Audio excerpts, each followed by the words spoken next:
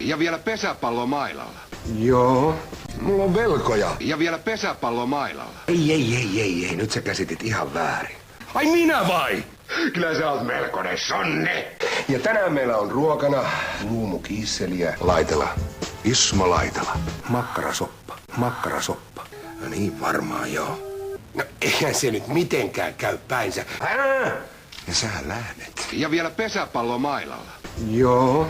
Enhän mä nyt tosissani. Ja sä lähdet. Ovi auki tai tapahtuu hirveitä!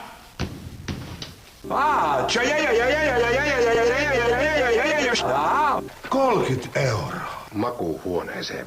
Ovi auki tai tapahtuu hirveitä! Tyttö, nyt hiljaa. Makkarasoppa. Isoäidin resepti mukaan. Ja vielä pesäpallo mailalla. Höpön tätän